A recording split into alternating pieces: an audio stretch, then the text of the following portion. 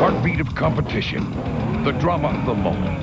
This is TNT Sports, home of NASCAR's race for the championship. The tradition, history, and drama of NASCAR returns to the heartland of America. Oh, but ain't that America, for you and me?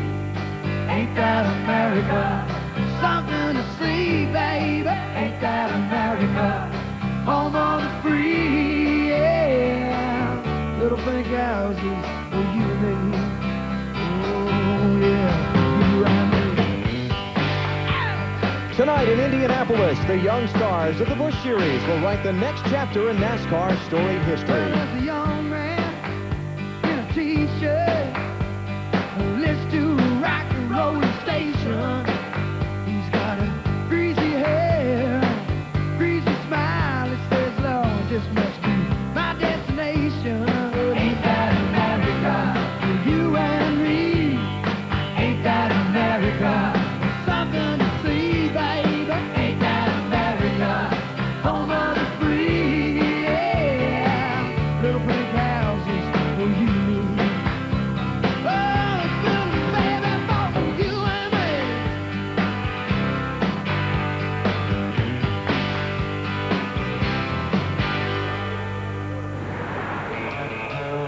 There's nothing more American than a good old Saturday night short track stock car race in the middle of summer.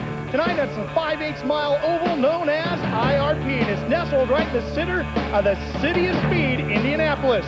If you've got a problem with road rage, then this is definitely not an event for you. And these guys are all into bumping and banging, swapping paint, and putting donuts down the sheet metal of your good buddy next door. And for the second week in a row, Kenny Wallace will lead the Busch Grand National Field to the green flag here tonight. And it's all coming up next on TNT.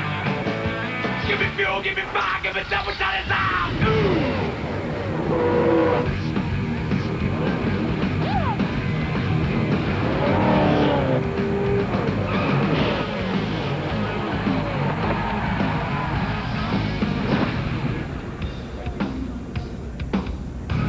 TNT Sports presents NASCAR. The NASCAR Busch Series takes its turn in the spotlight tonight during a big week of racing at Indianapolis with a 200-lap short track slugfest at Indianapolis Raceway Park. Kevin Harvick continues his assault on the series championship, while Greg Biffle tries to make up ground lost in recent weeks. Jason Keller's also making a big season push for the championship. As we check the standings, Harvick leads Biffle by 163 points, but Keller's only another 15 back with 12 races remaining in the season. Hi, welcome to TNT's coverage of NASCAR Busch Series racing from Indianapolis. I'm Alan Bestwick. Glad that you've joined us tonight. I was trying to come up with one quick phrase to really give you an idea of what we're going to see over these next couple of hours. Best one I could come up with is, the sparks are gonna fly. Benny Parsons joins me for the call of tonight's race. BP, how about it? This is going to be fun. Alan, I read a quote the other day by Secretary of State Colin Powell. It said, move or be moved. And I can't think of a better way to describe racing at IRP. It's going to be great to watch these cars on this tight, short track tonight. Now, the third member of our broadcast team up here in the booth is a native of Indiana. He spent a couple of years in race cars of various sizes and shapes on tracks all over this fine state, and has made his way to the very upper echelons of racing. Along the way, he's logged thousands of laps here at IRP, including just 2 nights ago when he ran a USAC open-wheel car here with less than desired results due to a mechanical failure, but we won't hold that against him. Tony Stewart, driver of the Home Depot Pontiac on the Winston Cup Tour, joins us. Welcome back to TNT. Tony, how you doing? I'm great, thanks. We had a great day today at the big track, and looking forward to being back here at IRP, see all my friends and family again. So much experience on this racetrack. Draw on that for us and tell us what these drivers are facing tonight. Well, these guys got a big challenge. This track was repaved a couple years ago, and it used to be just a groove right around the top, but now it's got a top groove, a middle groove, and a bottom groove, and these guys are going to be moving around, and there's going to be a lot of sparks flying. They're going to lean on each other, and even though it's a wide racetrack, the racing groove sometimes gets a little bit narrow, so they're going to be rooting and gouging on each other tonight. Jeff Green is one of a number of drivers who have spent time hopping back and forth between this track and the Indianapolis Motor Speedway. Jeff Green's day, well, this morning, qualifying Richard Childress' AOL car at the Brickyard. He and Kevin Harvick, along with Rich Bickle, hop in a chopper, come over here for practice, back to the big track for the IROC race for Jeff Green, back here for qualifying, back there for final practice, and then back here for the drivers' meeting. Glenn Jarrett, what a day for Jeff Green. It certainly has been, Alan. After all these years, I thought a busy Saturday was playing 36 holes of golf, then going home watching my neighbor cut his grass. Jeff Green, he's talking to his crew chief, Harold Holly, right now. Jeff, you have had an extremely busy day. Did you ever get confused about which race car you were in at which place? Good thing it's Nesquik Ford's yellow. You know, we've had an awesome day, Glenn. We made the field over there with AOL Chevy, and IROC race went pretty good. So just hurt myself a little bit coming over and qualifying. Shouldn't have been back this far. Nesquik Ford's really good. Just got to ease up through there and not get in anybody's way. Hopefully we'll have the fenders on it tonight at the end of the day, and I think we'll have something for these guys. Okay, Jeff, wish you the best of luck. He qualified his Winston Cup car 31st and finished 8th in the IROC race tonight, and he hopes that he continues to be the man on the move here tonight at IRP, Alan. Jeff Green going to start back in row number 8 for tonight's race. The lights are on, the stands are full. The NASCAR Busch Series is set to go racing into the night at Indianapolis Raceway Park. You'll see it live next on TNT. You know the day destroys the night. Night divides the day. Try to run, try to hide. Bring on through to the other side. Bring on through to the other side. Bring on through to the other side. Bring on through to the other side now. Oh, beautiful.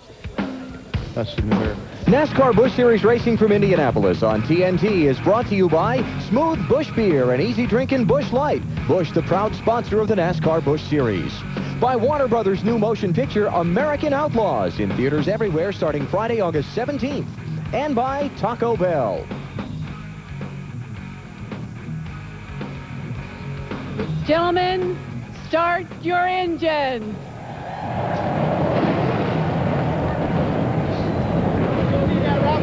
I don't know. Let me see. Hey, Trino, where do you want me to go?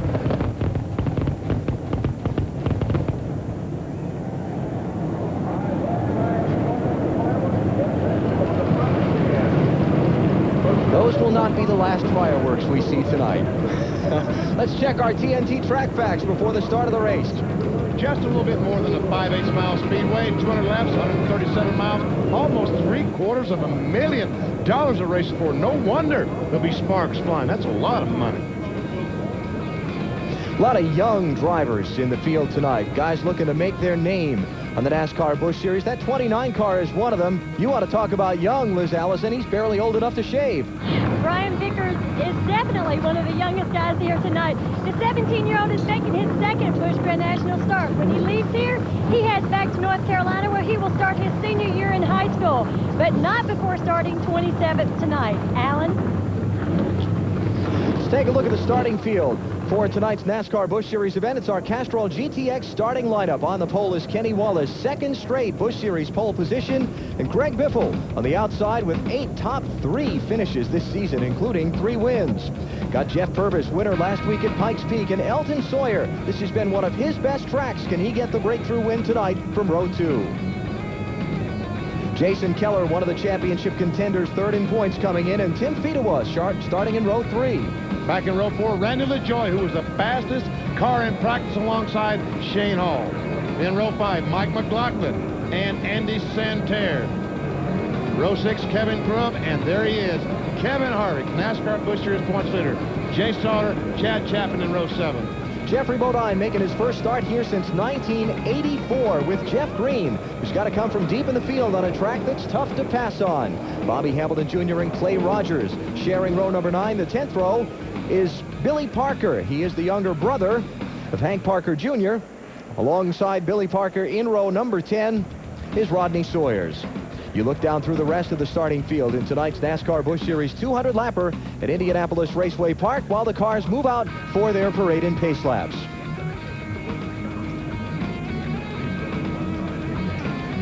Now these guys back here, folks, they got some hard sledding if they're going to make their way to the front tonight. There will definitely be some pushing, shoving, gouging, whatever it takes. Greg Biffle, starting on the outside of row number 1, comes into the event 163 points behind Kevin Harvick in the race for the NASCAR Busch Series Championship. Let's try talking to him. Greg Biffle, Benny Parsons up at TNT. You got me? I got you, BP. All right, what's the plan? You got the prime spot on the outside. Just let her roll, baby. Just try and get this Granger Ford to run here for a while and get some laps under our belt. Kenny's going to run us clean on the start here, so, but I do got the preferred groove on the outside, so just hopefully we'll have a good run tonight. Okay, had a conversation with Kenny. Is he going to let you in, or is it dogfight? Nah, I'd let Kenny in if I really got the preferred groove here, but, you know, I'll work with him, but it's a long race tonight, so we just want to get a good finish. All right, good luck. 10-4, thanks. Greg Biffle set to start Jack Roush's Ford on the outside of the front row. Storylines will follow through tonight's race, and that top one is going to be huge in determining the winner. Track position is so critical. It doesn't matter if it's a Busch Series race, a Winston Cup race, track position is critical. If you stop twice, you're going to lose a lot of track position. But your car's got to be handling good enough to make it on just one change of tires. Patience. Folks, if your car is not good enough, don't be moved out of the way by someone else. When that happens, you usually make contact with either the wall or another car. And you've got to keep the fenders and the front end alignment in shape if you're going to have a chance to race for the win at the end of 200 laps. Kevin Harvick will ride with him tonight, starting back in 12th position, deep in the field with Hank Parker Jr. in the GNC car. Jason Keller also has an onboard camera, front bumper camera. How long do you think this will last, Tony? I give it 10 or 15 laps tops. Is that the over-under? All right. And Greg Biffle on the outside of the front row, going to take us for a ride as well. Pace cars off, 200 laps of good old Saturday night short track racing. Thanks for joining us on TNT. Here's the green flag.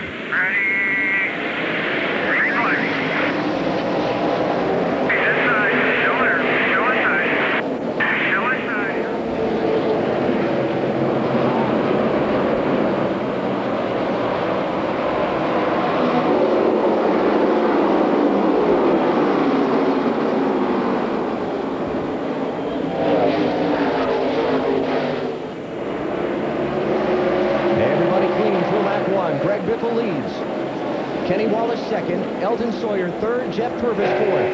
Look at Harvick on the almost the apron of the racetrack, trying to take some spots away. Harvick's back in 11th. How's that groove down there, Tony? Actually, it's pretty fresh right now. You know, even with the Silver Crown cars early in the week, you saw guys all the way up by the wall, some guys in the middle and some at the bottom. But it seems like you can't stay down on the bottom too long. It seems like it punishes the tires. So if you're going to go down there and make a pass, you got to do it real quick and early and then get back up in the higher groove to save your tires. Unlike most normal oval tracks, the inside is not the fast way here. This track has a very flat inside groove, and the banking gets steeper as you go toward the wall. That's why the outside's the better place to run. And they've actually taken some of those steps out when they repaved it. It's a little more even from the bottom to the top, but it just seems like with the corners as big as they are now, you keep more momentum up on that high side, and pinching it down at the bottom, you lose that momentum. First side-by-side race is this one. Kevin Harvick trying to take 10th from Shane Hall. Here's the old slide job. No, he didn't move up the hill. I thought he'd move up and give him a slide job, but he finally does clear Shane Hall. Kevin Grubb trying to go with him in the 37. And you'll see that a lot tonight. When the guy goes in the corner, he's actually going to overdrive the car on the entry just so he can clear it. And what happens is, once he slides up and... Oh, trouble off of turn number 2. Got a spinner. Oh! And a collector as well. The first car to go around was the 92 of Jimmy Johnson. He had gotten tagged by the 15 of Billy Parker. And poor Randy Tolsma and Hank Parker Jr. got collected. There's Tolsma. And Randy Tolsma cannot catch a break. He just cannot.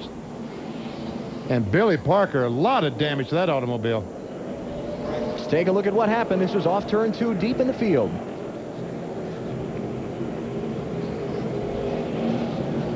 There we see the contact between the 92 and the 15, and then the 15 goes back across the racetrack and makes contact with his brother. That'll be a topic of conversation around the family table this week. Hank Parker Jr., Billy Parker, among those caught up in a crash that's put us under yellow early here at Indianapolis Raceway Park.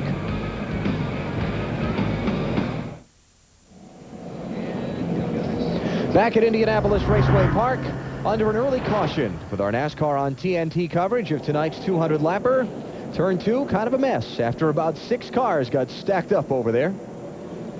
Involved in the crash, the Parker boys. Also Jimmy Johnson, Randy Tolsma. and young Mr. Vickers, 17 years old, but Brian's got some wrinkled up nose on his car now. Let's take one more look at the crash, and there they are. It just got all jammed up. The cars are 2-3 wide. Some contact between the 15 of Billy Parker, the 92 of Jimmy Johnson, and Tolsma comes along, the 25 car, the Marines car. He has nowhere to go. Let's listen.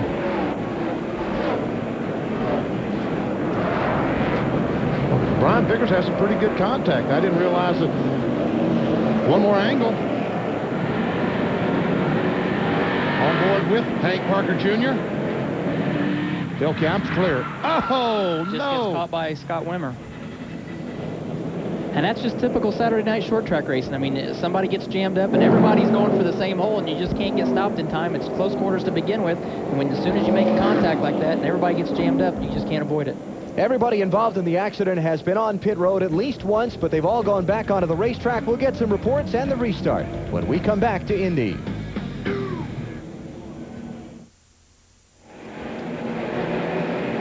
Kevin Harvick getting set to go back to work as the field comes off of turn number 4 for the restart at Indianapolis Raceway Park. NASCAR on TNT with the Busch Series tonight. Early in a 200-lapper. Restart coming at lap 13. Get ready. Green flag. You're clear all around. The 48 is free back. The one just come out of the fence in front of you there. This is 5th place. Tim Fido on the 00. On board with Jason Keller. Front bumper cam. Boy, these guys got a lot of nerve putting the camera in that front bumper at Indianapolis Raceway Park. And expected it to live tonight. Yeah, expected not to come back with a camera. Again, this is 5th place. Fido on the 00. Keller in the 57. That's Andy Santerre in the 11 tonight.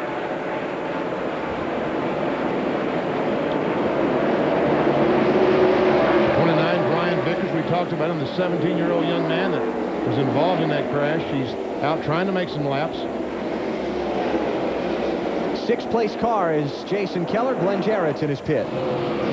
Well, Alan, Jason is trying to hold his position on the racetrack right now, but he is reporting to the crew chief, Steve Addington, the car is very, very tight right now. Now, that's not what you want here at IRP, because the tendency is for the track to cool down as the sun goes down and the car to get tighter and tighter and tighter as the fuel load burns off. So Jason is going to have to make an adjustment on that car. Pretty tight right now.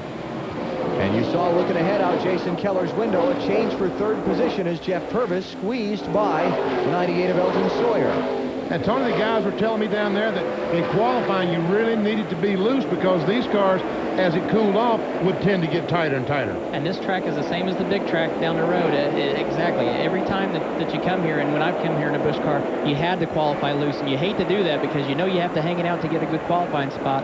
But at the same time, you know that as the race goes on, and like they said, as the fuel loads burn off, it always typically makes the cars tighter. So you definitely have to start the race a lot freer than what you really would like to be.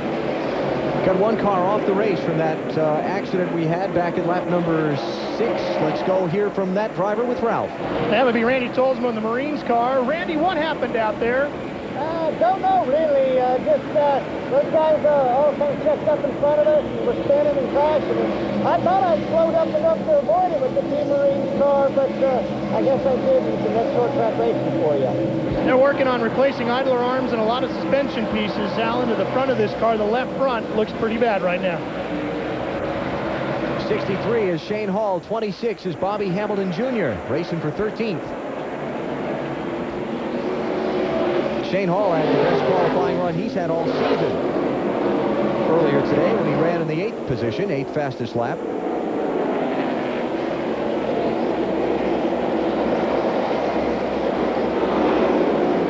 I tell you, this is going to be a good illustration of just how difficult it can be to pass on this racetrack when somebody protects that high lane. And I'm surprised how high these guys are already running. I figured they would start in the middle of the racetrack, and as the night went on, the groove would actually move up. But after the truck race last night, I think it's already moved up to the high side. 11th place, Jeff Green in the 10 on the move. He gets by Mike McLaughlin.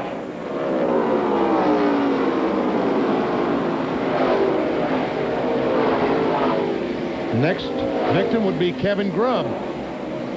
the 37 car if he can catch him. Jeff Green making 5 hops back and forth between Raceway Park here and the Indianapolis Motor Speedway today. And now the leaders starting to catch the tail end of the field. As Greg Biffle moves to the inside of Billy Parker.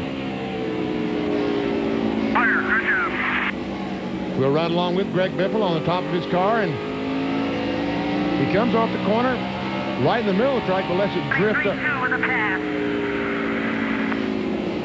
It's Randy Goss giving him a lap time. But you're right, Tony. When the 200 laps is up, they're going to be running out of racetrack.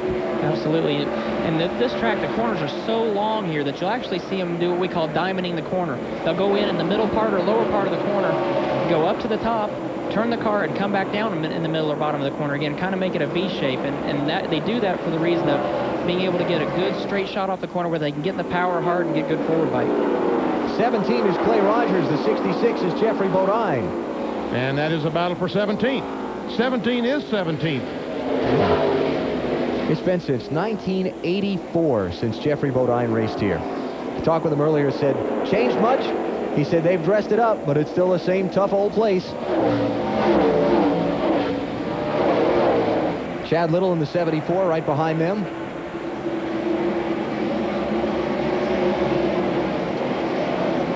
And Chad Little has made some progress. He started back in 23rd and is currently up in 19th. It's only 4 spots, but as tight as these cars are running, passing anyone is a tough proposition.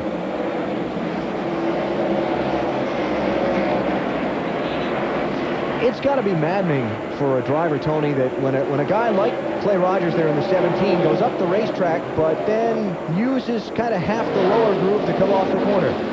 And you're Jeff Bodine, and you need that half of the lower groove and a half of the upper groove to make the pass. That's where you kind of do a little bit of gouging. You kind of say, I'm going to share this spot with you. So you kind of have to move up and say, hey, I need part of this real estate that you're using right now. So you're going to take a foot, and he's got to give you a foot. You're going to take as much as he'll let you have, and sometimes you have to take more. And if he doesn't give you that foot, that's when we have a crash. Here goes Chad Little. Going to try and make it 3 wide there for a second. Jamie McMurray, the 27 car, Williams car, right behind Chad Little. Chad's got a good race car right now, looks to me like.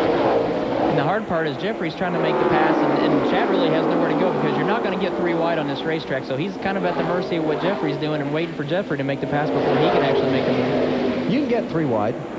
Briefly. You can do it. It won't last long, but you can do it. It's normally not a very profitable deal. No. Look at McMurray hugging that yellow line. That usually doesn't work around here either. Again, this is 17th, 18th, 19th on down. We check on the leaders now, Biffle and Wallace. And they're stuck in some pretty heavy traffic. That's Brian Tyler, the 49 car that Biffle's going by.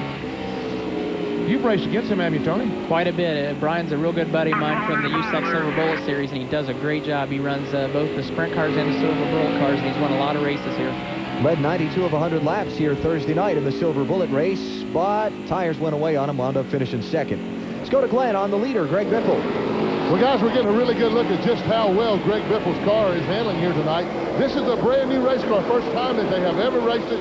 They took it to Memphis, Tennessee earlier this week and tested for 2 days. The reason they took it to Memphis because you use the same tire compound at Memphis that you do here at IRP.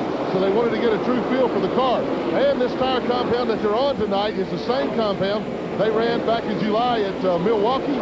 Greg Biffle won the race on this compound of tires. He likes the tire, he likes his race car right now. I'll tell you one thing, Kenny Wallace is certainly not letting him get away.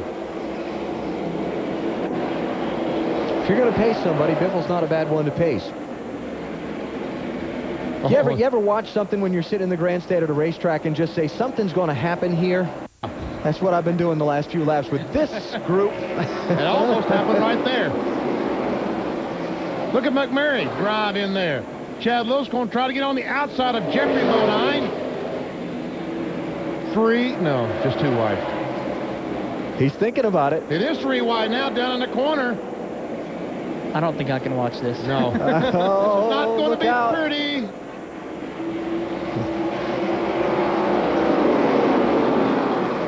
And Tony Raines is saying, please don't wreck in front of me. I just want to pass all of you. They are starting to stack up back there. Got Rich Bickle in the 59.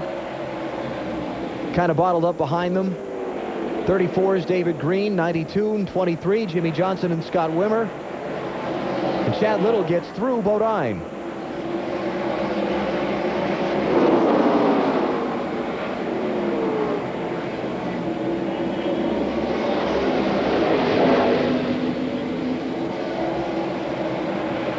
Tony Raines gets a low line to work for one corner, but he quickly moves back up to the top of the racetrack.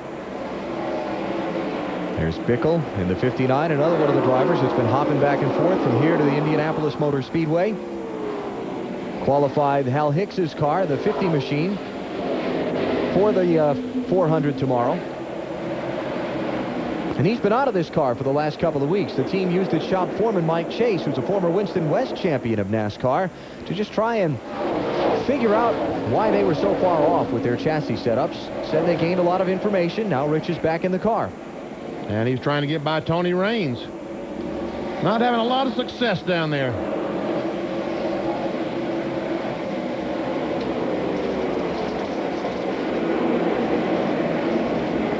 Back up front, Kenny Wallace still running in second spot. Hanging right there. There's Herman, hanging right in there with Greg Biffle. Herman, Kenny's nickname, if you're not familiar with that. All of his family and friends call him Herman. Goes back to when he was a very young child. Ralph Shaheen, what's going on with Herman? Well, you know, Kenny Wallace a little bit frustrated, Alan, with a lot of people. Basically, a lot of people that should know Kenny fairly well. But Kenny and I were talking earlier today, and he said, you know, I won my 9th pole in my Busch career last weekend in Colorado, and people were acting like I'd never won a pole before in my life. Today was his 10th pole, and he's got 8 career Busch Grand National wins.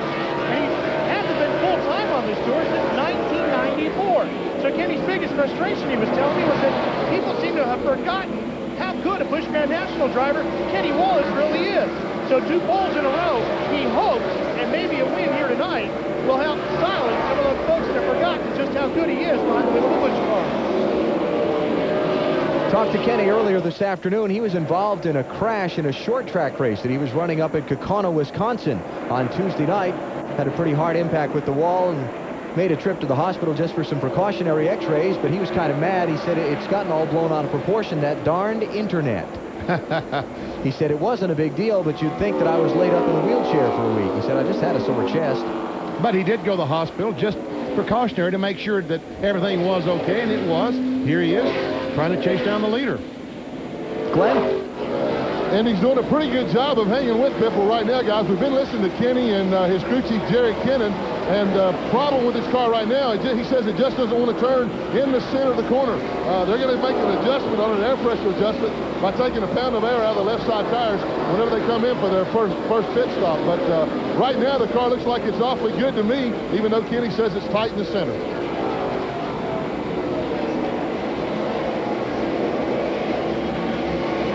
The 43rd lap brought to you by STP Fuel Injector Cleaner.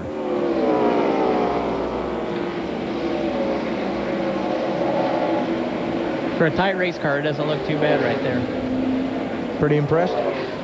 I think so. This early in the race, I mean, there's a lot he can do during this race to free his car up, but it looks pretty good so far. They've been beating and banging early at Indianapolis Raceway Park. Greg Biffle has led all of the 45 laps so far. NASCAR on TNT from Indianapolis Raceway Park, where our 200-lap NASCAR Busch Series event is under caution for the second time. Same spot, not as much trouble, just a one-car spin. And remember, I'm sorry. I was just saying, remember when I said a little while ago in this group of cars something was going to happen? We see Jeffrey Bodine, the 66, getting the back of Clay Rogers, 17. Around goes Clay. He nails the accelerator, gets the car going the right direction, puts it in gear, drives away. David Green in the grass, among others. Now, the big key to that, though, he did a really good job there because the leaders were coming up on him. He didn't lose a lap there. He stayed ahead of them, and that's going to give him an opportunity to get closed back up. So he did a pretty good job of saving it there. Fell back to 26th position, driving the Robbie Reiser Racing Team's car. No pit stops among the leaders. Everybody staying out. What do you think, Tony? You expect these guys to come in and pit this early? Not normally. A lot of times they'll wait till the sun gets down a little more before they really decide to make changes. They can go a long way here, so it's a little premature to you kind of jump into conclusions a little early and jumping a little quick. That's a good point. They can't make an adjustment right now because they really don't know exactly what it's going to be like. Good point. The track's going to keep changing, so until the sun goes all the way down, the surface temperature is still going to stay up, and until that track temp goes down a little bit more, it's going to create a little more havoc for them. The fourth place car of Elton Sawyer has decided to come down pit road, so he must have a serious handling problem he wants to try to take care of. Chad Little's in, Shane Hall, Rich Bickle, Jay Sauter, Jamie McMurray, Jimmy Johnson, Scott Wimmer's in, Larry Foyt, and also Clay Rogers. There's Elton Sawyer. You see the wrench going in the right rear, so they are going to make a chassis adjustment.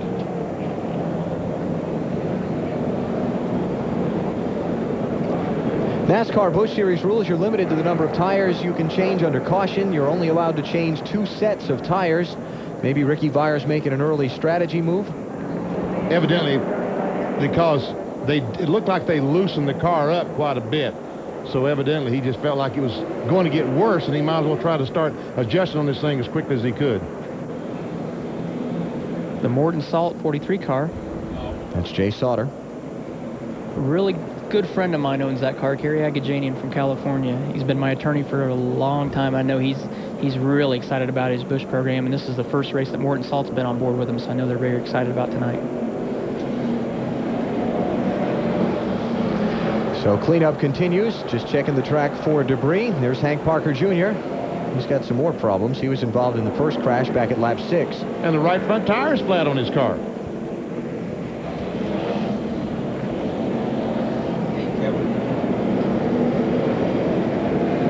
I don't know if the fender is rubbed or what, but see it filling up with fuel out of the rear bumper cam. One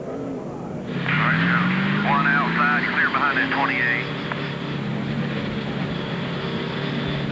And the way the right front fender was pushed back, there is a good possibility, as soft as they run the front springs at this track because of the corners being as big and round as they are, you get a lot of suspension travel here, and that, if the body's caved in too far, that when that travel goes, if the car goes down through its travel, a lot of times you will get a tire rub there.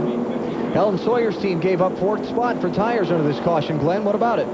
Well, we moved to his pit. Here's Ricky Vires' crew chief. You gave up a lot of track position, Rick, to make that stop. Was the car that bad you had to come in? No, the car's pretty good. It was a little bit tight in the center, but Elton's been doing a great job. His starter force been doing good. We just felt like some of those guys would pit, and we wanted to be with them at pitted and maybe possibly do it on a one stop. We're not sure that we'll do it on one stop, but it's a good chance we might. Well, Ricky told me before the race, guys, that depending on where they started in the field would dictate the strategy. This is just part of a strategy move.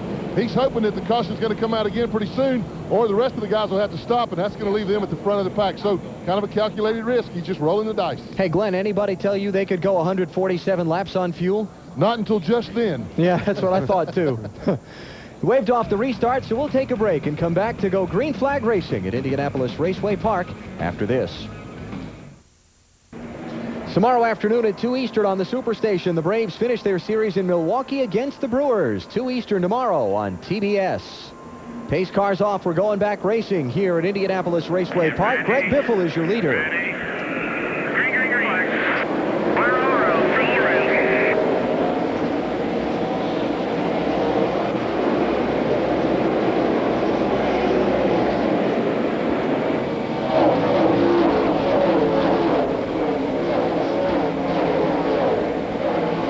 After his stop under the caution flag, Elton Sawyer has restarted back in 17th place.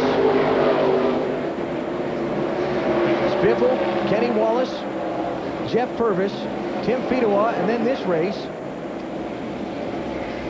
Fedewa on the 0057 is Jason Keller. Andy Santerre's in the 11. That's a battle for 4th, 5th, and 6th. Randy LaJoie in the 7 car is 7th.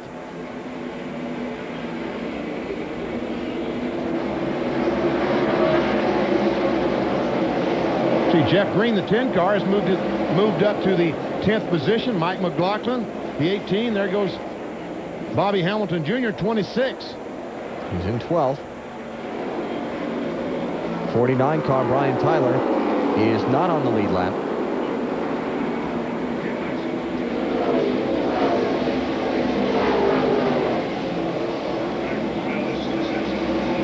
See Chad Littleton on the bottom of the racetrack trying to take a spot away. Seems like he's been down there all night trying to get by Ashton Lewis in the 46 car. Third place, Tim Fedewa trying to put a move on Jeff Purvis. Oh, a little contact there. Got a car in the wall in turn number 3. Caution's out. Brad Baker looks like he's hit it good.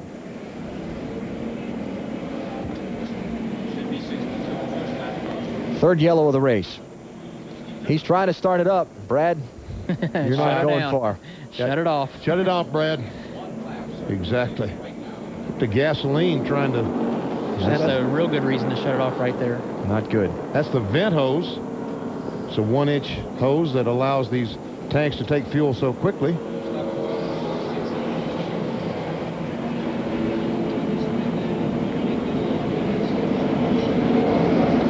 So the pace car picks up the field for the third time in the opening 62 laps of our NASCAR Busch Series race. We'll come back to Indianapolis Raceway Park in a minute. You're watching NASCAR on TNT.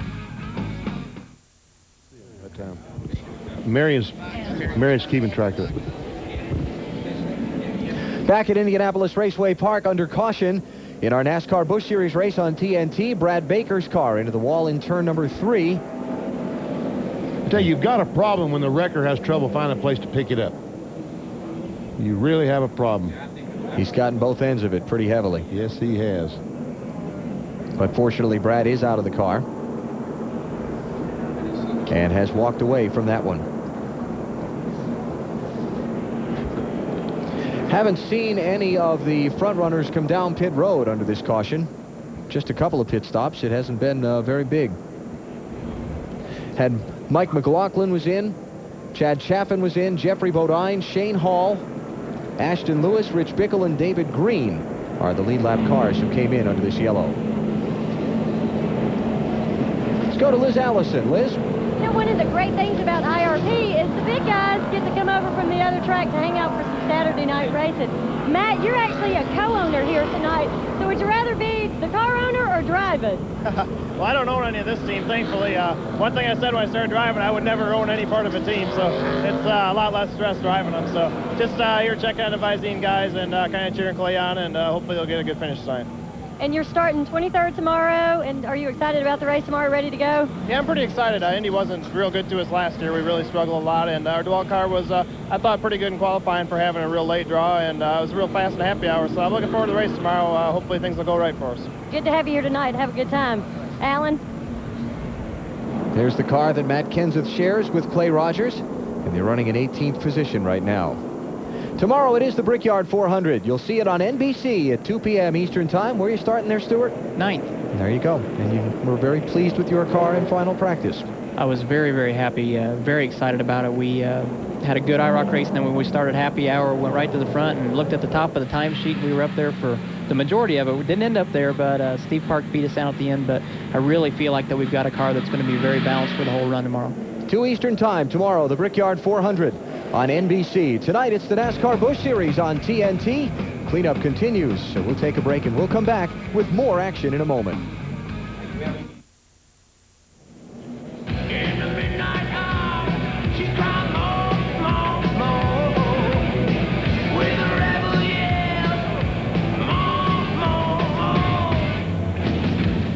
We got some rebels with a cause here at Indianapolis Raceway Park tonight. The cause is to win. It's worked out better for some than others. Been a little bit wild at the start of our race tonight. Don't forget, it's the premiere of TNT's original James Dean tomorrow at 8 p.m. Eastern Time on TNT. We just saw some footage from that mixed in with some racing action. Of course, Johnny Benson driving a James Dean themed car in the Brickyard 400 tomorrow. Kenny Wallace's car on pit road, but it's not because he's making a pit stop. The pace car's been leading everybody down pit road so they can clean up turn 3. Let's try to check and talk to Kenny Wallace. Kenny Wallace, Benny Parsons up at TNT. You got me? Yeah, Benny, I read you. All right, tell us, is the 60 that much faster? Have you got a little? Are you saving a little bit? Benny, I'm not saving anything. I'm driving as hard as I can. The 60's turning better right in the middle. He's rolling through the middle of the corner better than me. We're trying to make a decision what to do to make it better. What are your options? Well, right now we're, without sounding too much like a chassis man, we're looking at tire pressure. We're pretty low on wedge, so we're looking at either right front air pressure or, you know, taking some out of the left. We're talking about it. Well, you're not going to give us any kind of clue as to what you might do, huh? Well, I'll be honest with you. I'm looking at that right rear track bar, too. It's pretty level. In other words, you don't know what you're going to do. Now I'm on my chassis, bro. All right. Good luck. Root me on. Kenny Wallace running second behind Greg Biffle. Clean it up in turn number 3. We're under caution at Indianapolis Raceway Park.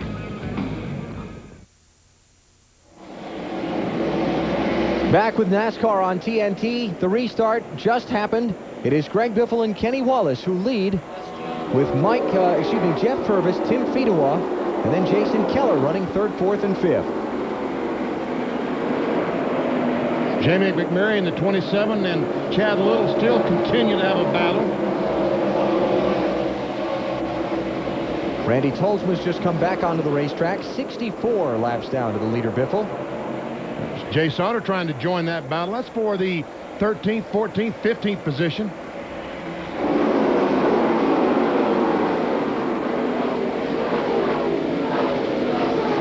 Cars, Mike Harmon out of the Birmingham, Alabama area. He's a couple of laps down in 32nd spot. Lead lap cars will work to his outside.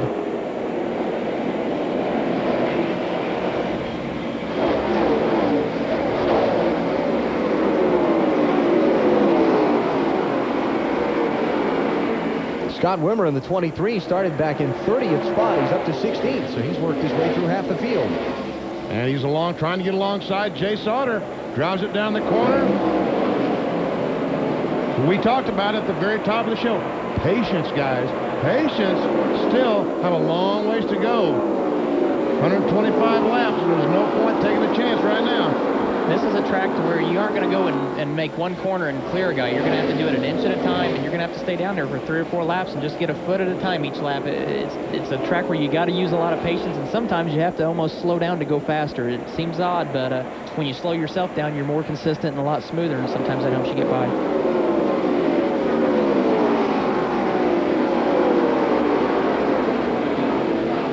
Wimmer's car owned by Bill Davis, owner of Ward Burton and Dave Blaney's Winston Cup efforts.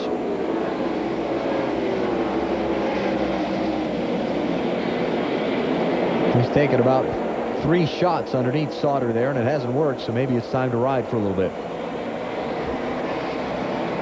Up to the 3rd place race. Jeff Purvis has had to fend off Tim Fedewa, and now behind him they're stacked up. Got a crash up in turn 3. Tony Raines does a 360, brings a caution flag out, and I don't think he lost but 2 or 3 spots.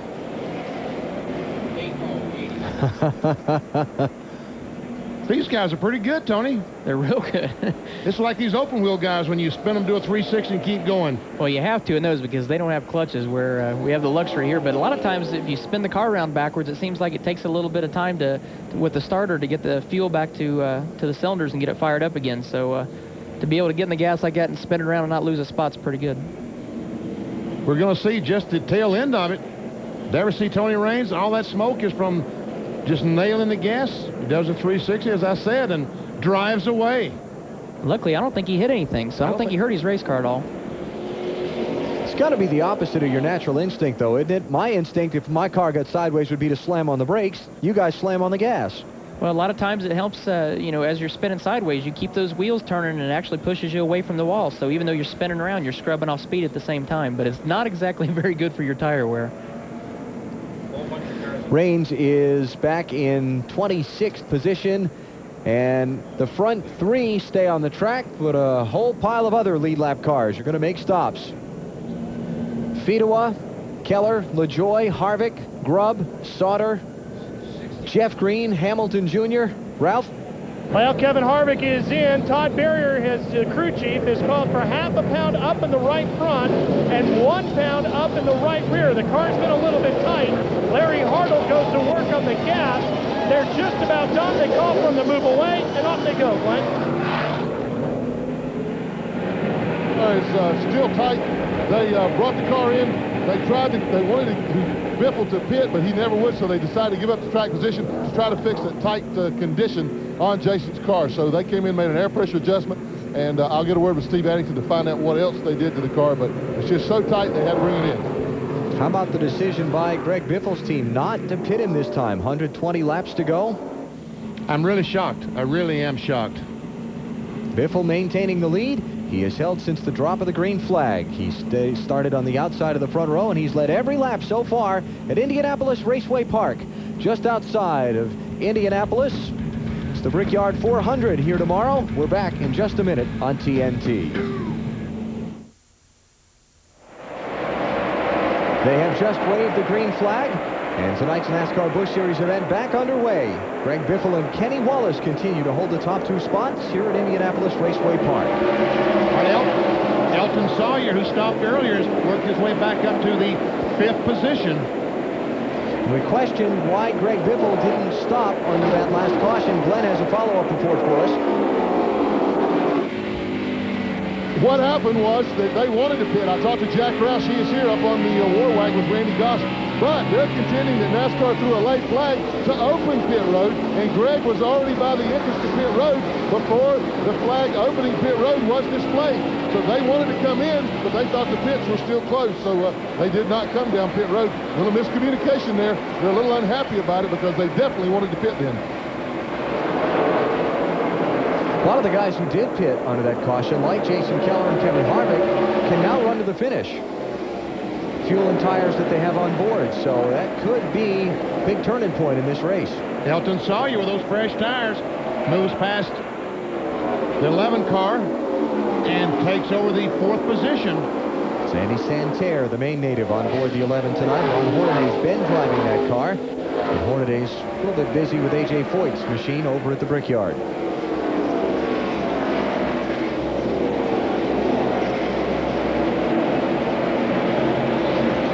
And there's Jeff Purvis in Richard Childress' 21 car, running in 3rd. Winner last week at Pikes Peak Raceway out near Colorado Springs. Well, what a story his year's been. Started off driving for Joe Gibbs Racing. Gibbs fielding 2 cars in the Busch Series, but only had 1 sponsor. Got to a point about a month ago where he said, I can't afford to keep sending 2 cars to the racetrack with 1 sponsor. I'm going to shut one down. Mike McLaughlin got the nod because he had won a race at Talladega this spring. And that driver was on NASCAR's Winner's Circle plan, which gives you extra money every time you enter a race. So Jeff got kind of left out from that. Richard Childress picked him up for the 21 car. And he won a race. Ralph Shaheen. Alan, I talked to Jeff Purvis earlier today, and he said, it's been a while since the last time I won a race. He said, so many people were surprised to see me win a race that they called me up, they all were offering me beers. He said, if I got that many beers, I'd have to enter the Betty Ford Clinic. Now, let's show you something here. This is what we were talking about with Kevin Harvick. The car was pushing real bad. Well, as you can see, this is the right front tire that came off that car. See how smooth it is over here and how rough it is over here? That's because this tire has been sliding across the racetrack. And as it does, all the rubber slides off of the outside of the tire and builds up on the inside. And Tony, as you know, that's a real bad push. Come on, Jared. Well, thanks, Ralph. Benny, you noted that Elton Sawyer had already moved back up into 4th place. And after we had that conversation with him, he said we might be able to make it on 1 pit stop. I thought about that a little bit. Then, Alan, you asked me about it. So I went back and asked crew chief Ricky Byers, can you make it? He said, yes. I said, are you sure? He said, yes. I said, are you positive? He said, yes, man, we're trained professionals. We can go the rest of the way on fuel. He's saying they will not have to stop again. That's 149 laps under green. I want those guys tuning my motor tomorrow. You want they can get that good of fuel mileage. That's going to be an awesome break for those guys. Yeah. I'll tell you one thing. That's really going to put Greg Biffle, Kenny Wallace, and Jeff Purvis in a world of hurt because right now we have 26 cars on the lead lap. Another caution comes out when they finally decide to pit. They will have to be back around 20th and have to try to fight their way back to this entire field. But keep in mind, it's getting dark outside. This racetrack's going to keep changing. These guys may, even though it looks like they're in a bad position, they may be in the catbird seat still. Because as this track changes and these guys' cars keep changing, if you don't come in and you don't pit, you're stuck with whatever handling you have. These guys are having an opportunity to let the racetrack keep changing. Then when they do come in and make their stop, they're going to have a better idea of exactly what the racetrack conditions are going to be like for the remainder of the event. Tony. As hard as this place is to pass on, I want the track position. I'll let you make all the adjustments you want. I'll take that load of fuel on those tires, and I'll sit right up there where Elton Sawyer is right now. Thank you very much. It's all right. It's just like everything, every weekend when the Cup Series. I want to take 4. Greg wants to take 2. You give me 4 tires, I'll do my job. That's what they're thinking. You give those guys 4 tires, they're going to wear these guys out, or at least try. Kevin Harvick, one of those who stopped under that last caution flag. 14th place for Kevin. Trying to get by Jason Keller.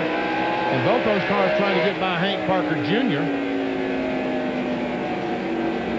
I've been really impressed with Kevin Harvick this year to do all he's doing with both the Busch National Series and the Winston Cup Series. That's a big task and a big workload, but nobody's handled it better than Kevin Harvick could. Starts 11th tomorrow in the Brickyard 400. He took the green flag in this race in 12th position. Didn't really make great progress in the opening laps. Now he's dropped back because of that pit stop a minute ago, but he never really made terrific progress forward early. You know, Kevin Harvick's nickname is Happy, and I can understand how they get it because he's always smiling. Tony, your nickname is Smoke. Where'd that come from? It actually came from this racetrack. When I used to run the USAC Sprint Car Series, I had a bad habit of smoking the right rear tire. I wasn't very good with the throttle control, so it caused a lot of tire smoke a lot of times, and then it carried over to the IRL where I blew motors a lot, so there was a lot of smoke there, but it's carried on for 10 or 12 years now. So smoke is just, that's you? That's just me. Okay. 18 car Mike McLaughlin has just caught the wall in the middle of turns 1 and 2 with the right rear corner of his car. He's continued, and we stay under green, but look at the damage there. Wow, did he ever?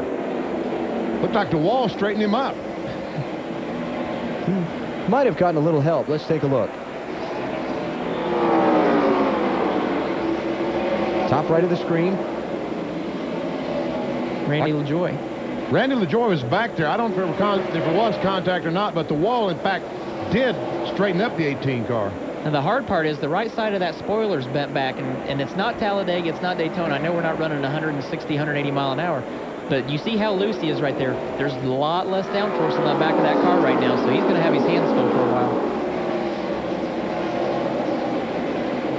Mike McLaughlin has fallen to the 14th position, losing a couple of spots in that little go-round. Here's Keller in the 57, LaJoy in the 7, and Harvick in the 2. Oh, Harvick trying to figure out which way is he going. I'm going the other direction. And passes Jason Keller on the outside. That's 2 places Keller's lost in the last 2 laps, so his car not performing very well right now.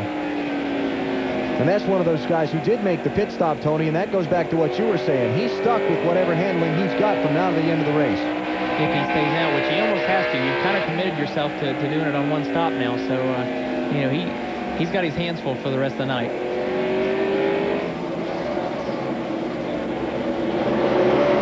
Championship, we check on the contenders. Kevin Harvick running back in the 12th position, but it is Greg Biffle in Jack Roush's Granger Ford, who is out in front. He has led every lap so far of our NASCAR Busch Series event on TNT from Indianapolis.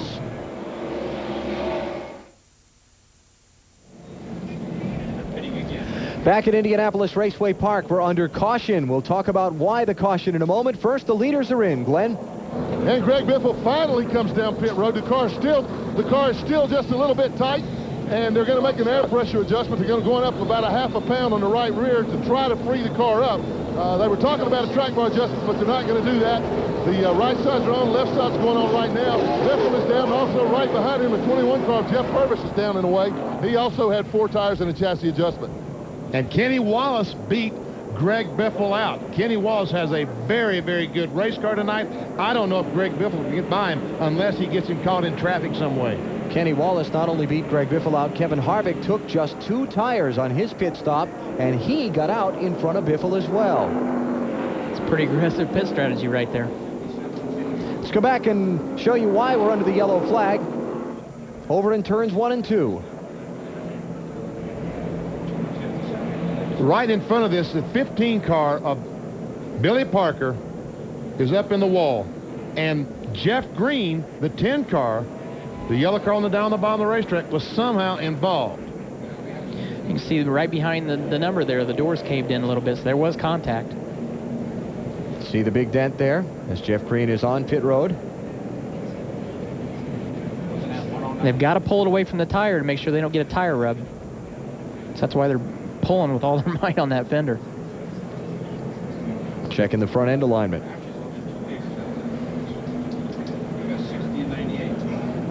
Making sure that he didn't get anything knocked askew that's going to affect the handling as well.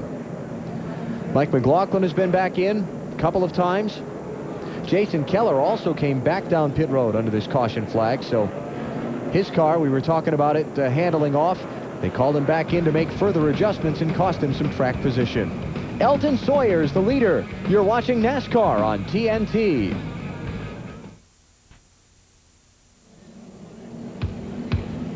Short track racing's tough on man and machine, but it might be toughest on the men who have to pick up the pieces.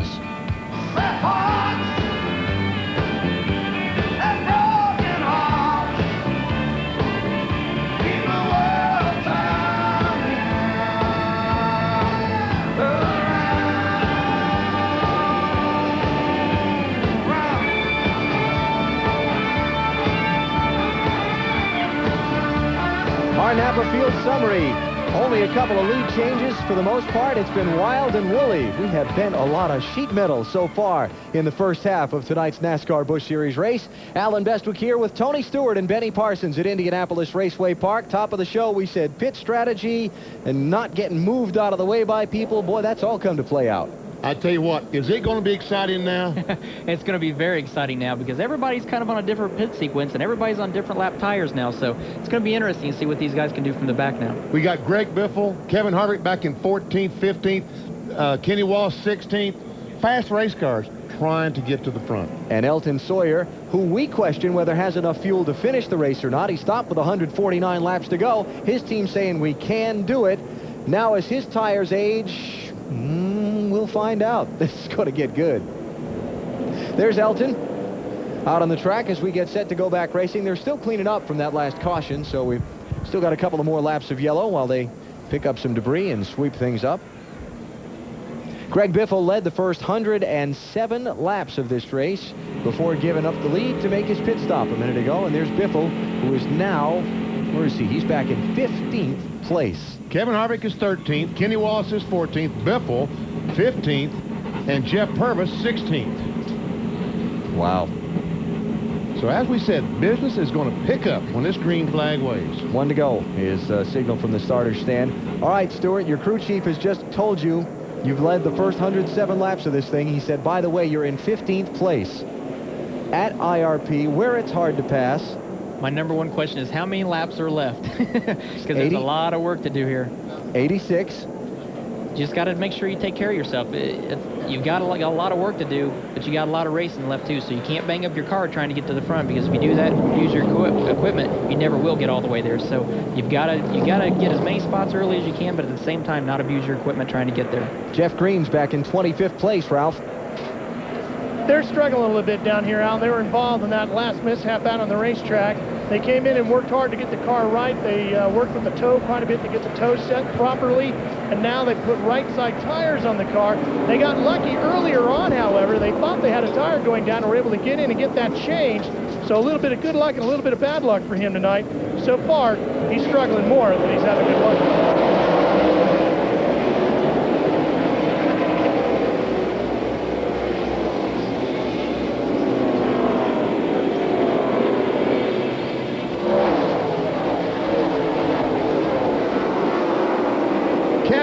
Took him 3 wide down the backstretch on the inside of Jimmy Johnson and also David Green. He's still on the bottom of the racetrack. Kenny Wallace, Greg Biffle trying to follow. Harvick's up to 10th.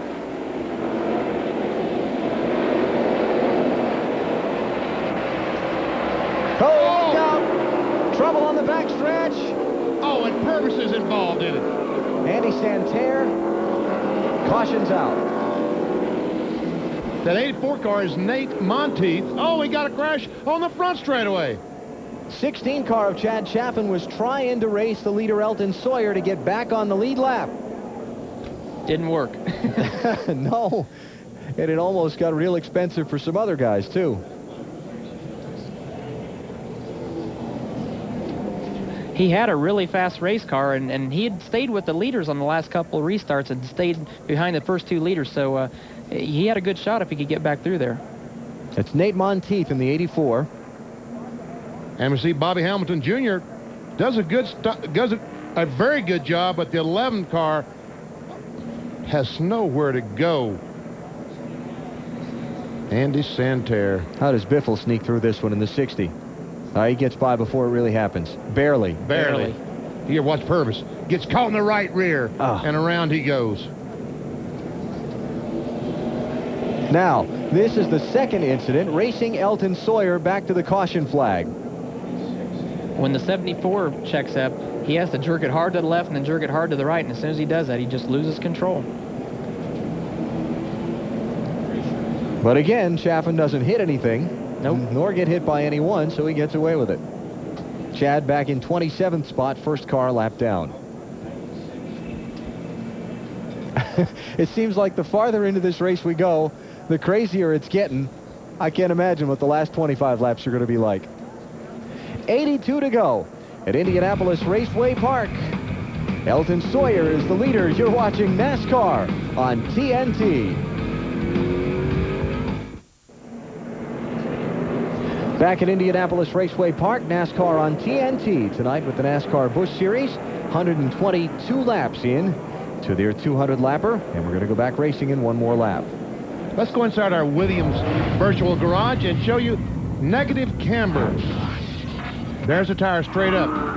A race car on the right front, you want that thing to lean in, negative camber. You see the thing will ride there down the straightaway. But when you get to the turn, the point is to get the complete tire making contact with the racetrack in the corners. That's why you run the negative camber. And the reason you put it negative like that is because as the tire goes in the corner, it deflects, and it actually will pull the contact patch underneath the car. So if you had it straight up initially, it would actually be positive camber going the opposite direction. So you have to calculate, and what the crews will do, they have gauges that'll there's wear holes in the tire that can actually measure how deep the tire wear is. So they'll check that after each run in practice to find out whether they need to put more or less camber in the tire. Restart with 78 laps to go. Elton Sawyer's the leader. Kevin Harvick is in 10th. Greg Biffle 13th. Chad Little, the 74 car, is in second spot. Try to take a look. You know, Chad Little and that 27 car, Jamie McMurray, have been running together the entire race. It's been a long time since Chad Little has won a NASCAR Busch Series race. Of course, he spent much of the last 5-6 years on the NASCAR Winston Cup Tour. Whoa! Clay Rogers. Almost went for a ride.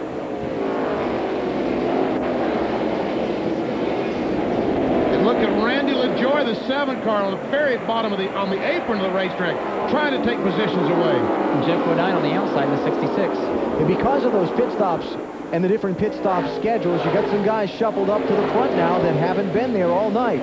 You've got Eldon Sawyer leading, Chad Little second, Jamie McMurray in the 27 third, Clay Rogers in the 17 is fourth, Bodine in the 66 is fifth, then LaJoy in the 7 is sixth, Tim Fedewa 7th, Kevin Glove 8th, and Harvick back in 9th, and Tony Raines is 10th. And Kevin Harvick is trying to run someplace that no one has run the entire night. There we see Randy LaJoy down. Kevin Harvick is running right on the apron of the racetrack, trying to pass cars. And here comes Greg Biffle behind him. A lot of times what you'll find is a driver will look for a piece of asphalt that hasn't been run on a lot, doesn't have a lot of rubber in it. A lot of times that's increased grips, and the more the rubber gets in the racetrack, a lot of times it gets slicker. So he's trying to find a piece of real estate that's a little cleaner than the rest of the racetrack. Harvick racing Fedewa for 7th now. And Biffle has been able to get by Kenny Wallace in the 48 car. And here goes Biffle. He said, okay, Kevin, I'm going with you. If you can make these passes, well, maybe I won't go with you. There's a hole, I'm going to go for it. Now let's go back to the inside. Goes on the inside of Kevin Grubb. And Tony, this is what you're talking about. An inch at a time. Yeah, you can't get too aggressive, and if you can get it in one corner, great, but if you can't, you got to do it a foot at a time and just be patient, because if you can keep getting a foot, eventually you're going to force the guy on the outside of you to make a mistake, and you'll finish that pass. Harvick under Bodine for 6th. Boy, is he marching all of a sudden. He made up his mind. He's going to the bottom of the racetrack, and he's going to make it work. And as soon as he did that, he's forced the 60 car, he's forced Kenny Wallace in the 48 car, he's forced them to go with him, because if he gets through that traffic and those guys don't work their way up through at the same time, as soon as he gets clear, he's going to be long gone. Oh, and Biffle side by side. Oh! Rootin' and gouging. Rootin' and gouging. Move or get out of the way or be moved. Move or be moved. So Biffle is up to 8th. Now he's going to work on Bodine. I'll try the outside, thank you. Oh, my goodness. And Jeffrey's going to give him that spot. Now 48, you're right. He's been forced down to the bottom of the racetrack to see if he can get to the front. He can't let those guys get too big of an advantage and too big of a head start on him. Here goes Harvick after LaJoie for 5th. That kid smells blood right now. He knows he's got a good race car and he can get to the front. I'm thinking back to what I was asking you about just before the restart. Okay, you said, I want to know how many laps I've got. You said 86. You said, okay, I'm going to go. Exactly. Harvick is going. Let me tell you something. You give a kid a car that he knows he can get to the front, and he is going to go after it right away. And Biffle is staying right with him. Biffle has gotten by Bodine. And Biffle's actually in a pretty good position right here, because if Harvick doesn't complete this pass, he's got the outside line. He could sneak up there and take the outside line away from Kevin, but he makes the pass there. So now, what does Biffle have to do? He's got to go to the bottom of the racetrack. Absolutely. Got to follow suit. Biffle and Harvick on fresher tires than LaJoie. Which is how... Oh, contact there. I tell you what, Biffle's using every bit of race car he's got right now. He's not going to enter that thing in a car show at the end of the night. Oh, yeah, with a little payback if Randy can get to him. Couldn't quite get there. This thing with Biffle and Harvick, this is a rivalry. It is. It's genuine. It's real. These two guys don't like each other very much as competitors. And I think when Biffle saw Harvick go by, maybe started gripping that wheel a little tighter. Let me tell you something about rivalries, though. I had one with Kenny Irwin a long time ago when we ran in USAC, and it forces you to be a better race car driver. It forces you to be on top of your game every week. So those two are actually helping each other by forcing each other to be better than the other guy. Chad Chaffin in the 16 getting out of the way. Yeah, he gets by. Biffle gets by, and Chad just moved over, lets Biffle go by. Randy LaJoie. The thing about it for both Harvick and Biffle is Elton Sawyer's gone. He's put almost a half a lap on him while they've been back there racing in all this traffic. If this goes green to the finish, I don't think... Well, never mind. Yeah. That's a silly thought. Never mind. But keep in mind, he's got a lot of laps on those tires already. And these fresh tires, when they get clear, they're going to have an opportunity to run him down. They're just stuck in traffic right now, and that will slow your lap times down. This is 11th place. Jason Keller trying to fend off Scott Wimmer.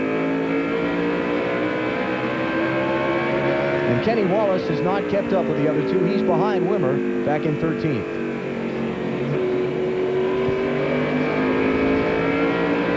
Harvick's just picked up another spot. Ahead of this, he's grabbed 4th from Clay Rogers.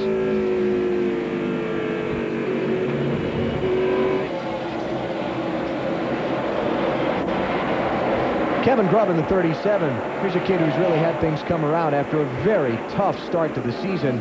This team's gotten on somewhat of a roll here the last month and a half. 5 top 10s in the last 6 races for Kevin Grubb. On board with Jason Keller, and I can't believe it, our camera is still going. Our front bumper camera, after 138 laps, still working. Well, they picked one of the best guys in the Busch Series because he's run so long, he's got a lot of experience, so he knows how to keep his equipment underneath him and take care of his race car. Harvick's on the move again, trying to get 3rd spot. Jamie McMurray in the 27 he's working on. And down the very bottom of the racetrack. Meanwhile, right behind him, Greg Biffle's trying to get by the 17 car. Clay Rogers can't clear him.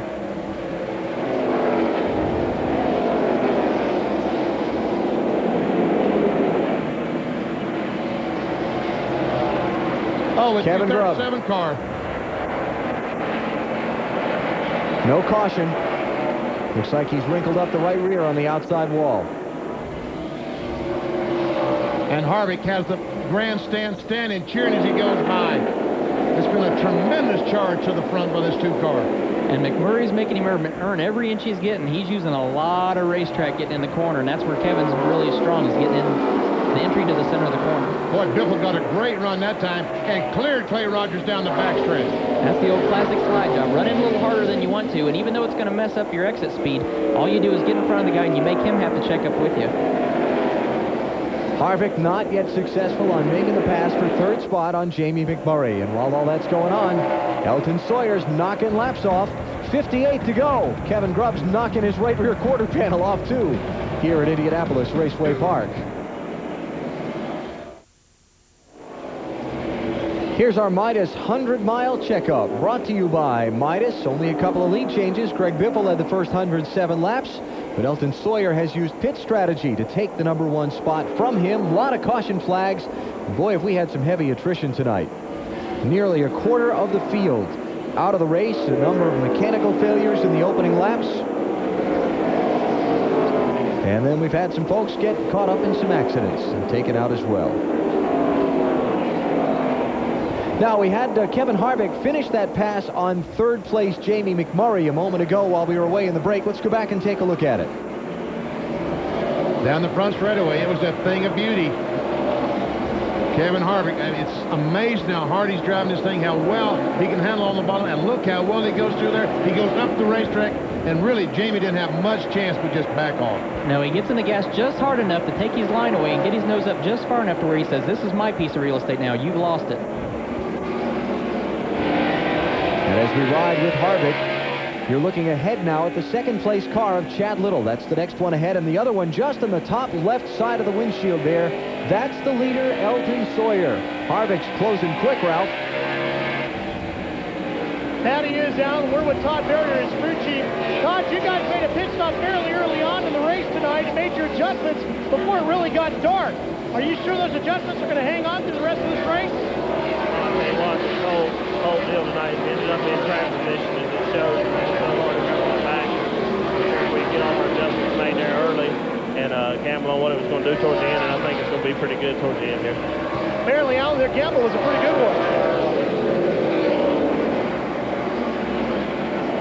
Harvick running in third position, a little bit less than a second behind Chad Little. We talked about tight just a moment ago. Let me show you what they're talking about by tight. As once again, we'll go inside our Williams virtual garage. Car goes down the corner. Preferred line right on the bottom of the racetrack, in the green. You turn the wheel on the gas, but it won't stay down there. It goes up the racetrack. That is tight. You know about that, don't you, Tony? Absolutely. It's a problem we deal with every week. You go down in the corner, and you're pointing the front end where you want it to go, but it just won't track that way. It wants to run the nose up the racetrack. This is seventh place. Randy LaJoie being challenged by Tim Fedewa.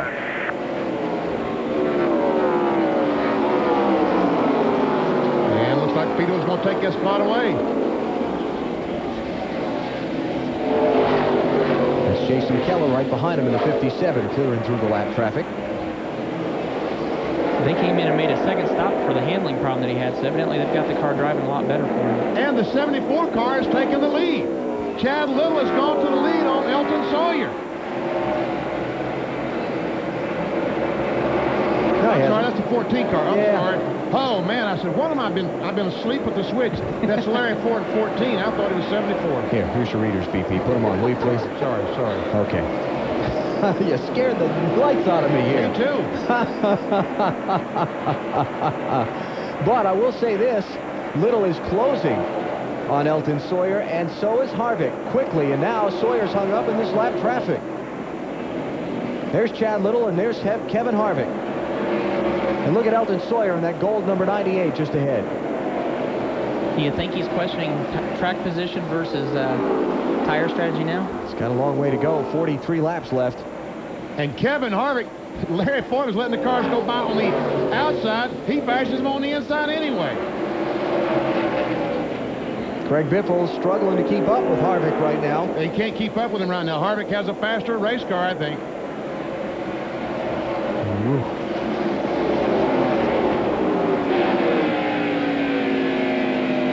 I can promise you one thing. I've raced with Chad Little a lot in the Winston Cup Series. He is not going to give that spot away. He's going to make him run every inch of it. And this battle is going on a half second behind the leader. That white car you see at the very top, that is Elton Sawyer. Chad Little trying to get his first top 5 finish of the season in the NASCAR Busch Series. His best performance is 6th place run at Kentucky Speedway. And I mentioned earlier, it's been a long time since Chad won a Busch Series race. How about July 95 as we look at Kevin Harvick's march through the top 10? Since the restart. He's peeking. That's Chad Little up on the outside of the windshield. You talked about happy Harvick before. How could he not be happy? He's got a couple of great race cars that he gets to drive. This one in the NASCAR Busch Series, plus the NASCAR Winston Cup car for Richard Childress. And all the experience he's getting this year, I mean, this is experience that you can't put a price tag on. To be able to run both the Busch Series and the Cup Series, he's getting a lot of track time, and I can promise you he's making a lot of mental notes in his head each week, and it's helping him. It's showing up every Sunday when he runs the Winston Cup car. Now, the problem with Chad Little's going to happen, he stays in front of Kevin Harvick. They're catching the 98 car. What's going to happen when he runs up behind the 98? I think Harvick will probably pass them both. More on Chad Little from Ralph Shaheen. Alan, they're very excited about this race car that they have. They built it earlier this year. They've only raced it 3 times. In fact, the last 3 races. Chad loves this car. And so far tonight, all they've done is put fuel in the car and change tires. That's it. They've made no adjustments to it. Todd, he loves this car. Clint? Well, Ralph, you talk about a guy that loves a race car. Kevin Harvick is in the car that this is the 23rd time that they have raced this particular car over the past 2 seasons. He raced it in St. Louis 2 weeks ago and won. He raced it last week in Colorado and came from dead last to finish 4th or 3rd. Kevin Harvick loves this car. They call it the Punisher. He doesn't want to go anywhere without this particular race car, and he thinks he can get to the front anytime he drives it. He's putting on a whale of a show right now. And Chad Little is taking away Kevin Harvick's line. See him, Tony, he's moved down the racetrack to take Kevin's line away, also to help himself when he runs across this 98 car as he thought he was going to do. That's right, and that's the beautiful thing about this racetrack. You can move around on the track and help your car out. If you're a little bit tight, you can sometimes move down and free it up. And if you're loose, you can move up high. So you see him moving around to find what makes the car work the best. For the lead, Chad Little is through. New leader with 35 to go. Here comes Harvick.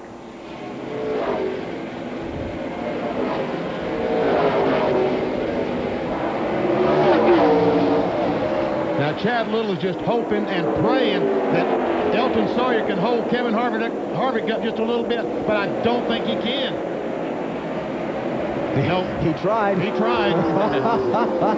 Harvick's through to second. Lap traffic ahead. Let's see how Harvick tries to use that to his advantage.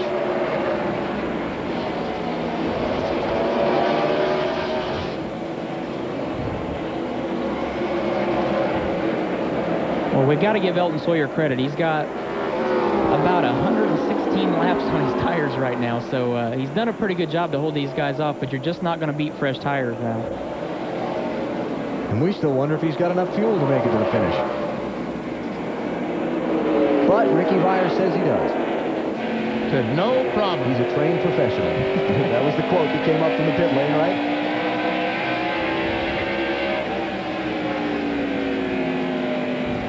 .32 laps to go here at Indianapolis Raceway Park. Chad Little is the leader. Kevin Harvick is working on him for the #1 spot. Back to the finish in a moment.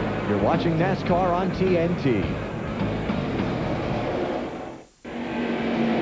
You are riding with the new leader of our NASCAR Busch Series race at Indianapolis Raceway Park. Kevin Harvick just finished passing Chad Little as we came back from the break. And Tony, you talked about it earlier, just a half a car length, a quarter of a car length at a time, a half, and he finally gets that other quarter he needs coming off turn 2. Here comes about 3 feet worth right here, and it's great when you can do that. He's got fresher tires. He got the forward bite. He was able to get in the gas harder than Chad did. Get the lead. Kevin Harvick has just been tremendous for the last 75 laps, marching his way from about 14th position up to the lead. What a drive. The impressive thing is he's been aggressive, but he's taken care of his equipment at the same time. He didn't work so hard at the beginning of the run to where he wore his tires out to where he got up to the 3rd or 4th or 5th spot and didn't have anything left. He was very meticulous about how he took each person one at a time, didn't abuse his equipment, and now he's just running away. Greg Biffle has not been successful in staying with Harvick on his way up through the field. Biffle still hung back in 4th place behind Harvick, Chad Little, and Elton Sawyer. On board in the Granger Ford of Greg Biffle, that's Elton Sawyer. And there we see 00, 27. Tim Fedewa, Jamie McMurray, Fedewa 00. Takes the spot away. Goes into the 8th spot. Trouble, turn number 2. Larry Foyt and Jay Sauter are around. Caution's out. And there's Jeff Purvis has spun. Andy Santerre drives off the 11.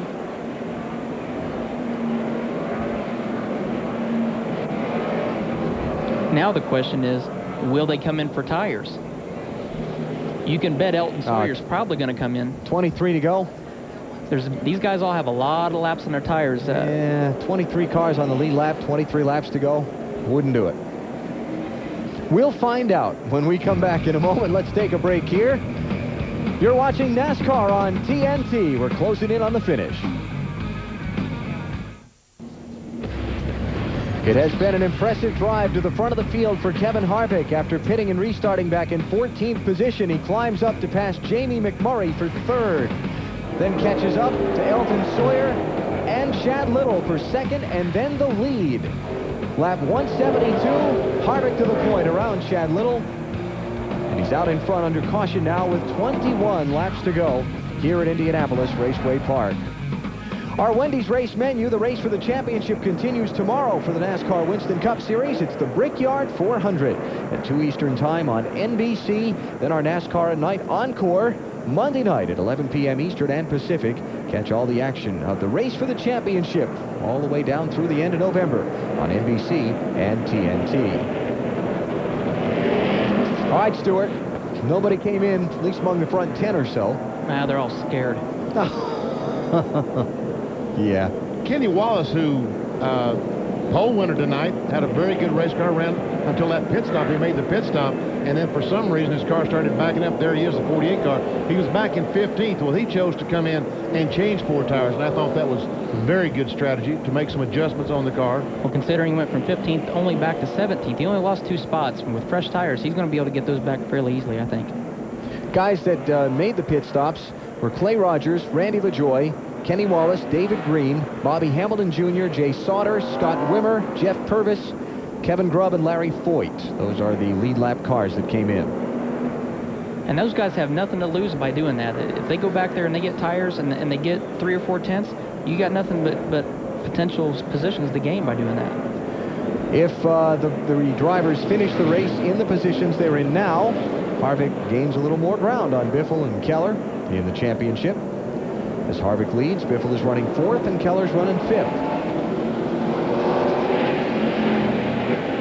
Signal being given, 1 to go. Biffle's problem right now is that not only is he 4th in line, but he's going to be 8th on the racetrack by the time the lap cars come up to his inside. He's got to clear those cars very quickly if he's going to have a shot at keeping up with Harvick, let alone passing Sawyer and Little for 3rd and 2nd. That's why when we talked about as soon as Kevin Harvick went to the bottom, Biffle had to go with him. He couldn't give up that position. Now you see we got Harvick on the outside. He's got the preferred line, and Biffle's got 7 cars to pass to get to the lead of this race. 18 laps to go at the restart. Ready? Green, green, green.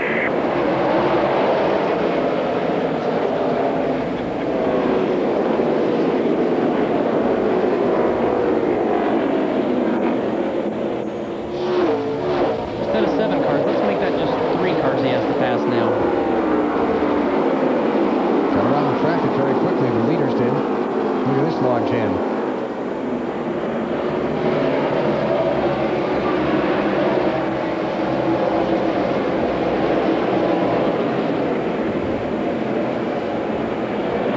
Biffle better get to work quick. The 00 car, Tim Fiedler, just made contact, I think, with the outside retaining wall off turn 2. He does still have the car going, but he lost about 10 or 15 positions. I mean, links. There he is. Yep. No, I don't see a lot of contact on the right side. Maybe Just a little donut. See a little wrinkle in the fender there? He's back in 7th, is Fiedler. Here's the race for 3rd, 4th, and 5th. Sawyer, Biffle, and Keller. Chance to win's over for Biffle. Right now, he better be concerned with keeping this spot and minimizing his point loss tonight. Here comes Keller. Trouble off turn 4. Cars into the wall. Scott Wimmer, Clay Rogers, Kevin Grubb, and Jeff Purvis. Caution's out. But I'd watch these guys coming around. They only have 14 laps left at the line. I don't know how the gentleman's agreement's going to be here as far as whether they're going to try getting around each other. They all gassed it when they got by the wreck. Scott Wimmer all torn up. And Jeff Purvis, heavy contact to the 21 car, the winner of the last NASCAR Busch Series race.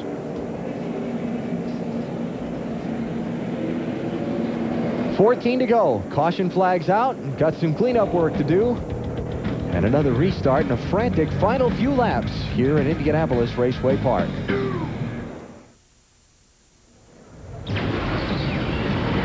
It's been a busy day for our pal Tony Stewart here as well. This is this morning at the Indianapolis Motor Speedway, a top 10 qualifying run. Tomorrow's Brickyard 400, then this afternoon, final practice in which Tony turned up with the second quickest car in his Home Depot Pontiac. What's the matter, Tony? Those guys couldn't catch you?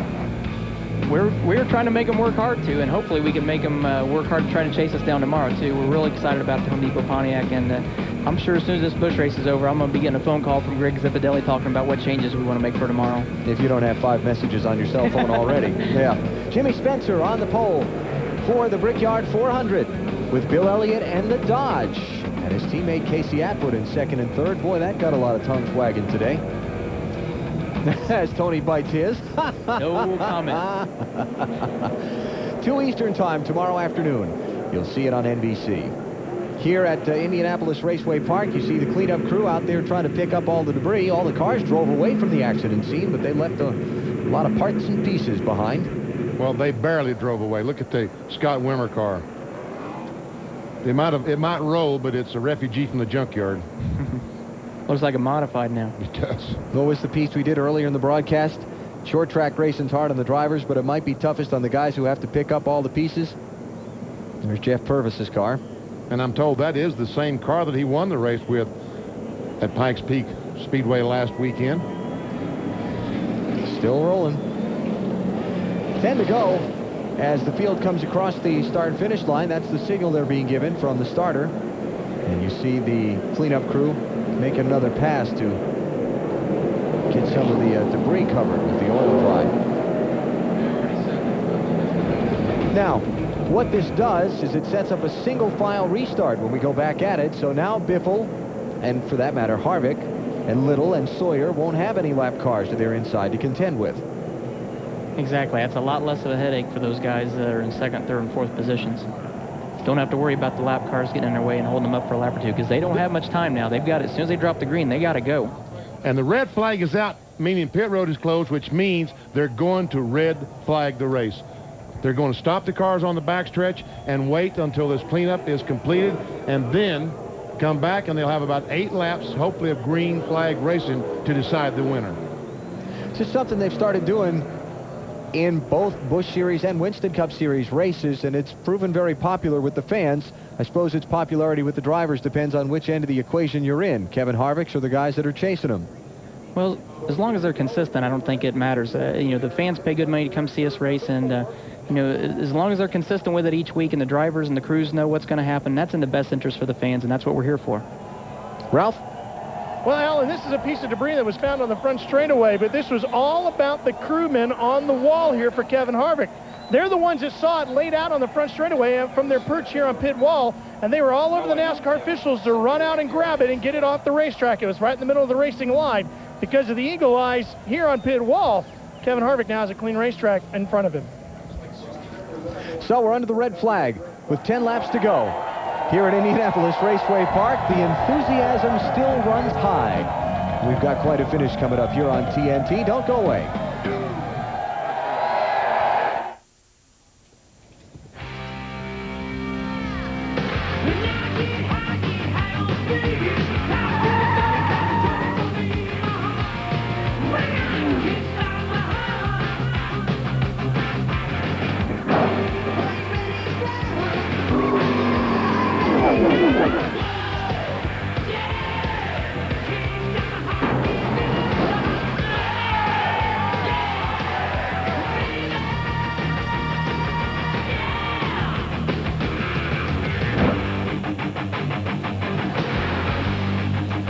Championship race between Kevin Harvick, Greg Biffle, Jason Keller, and now to a lesser extent Jeff Green as he falls farther behind. You see where they run in tonight's event.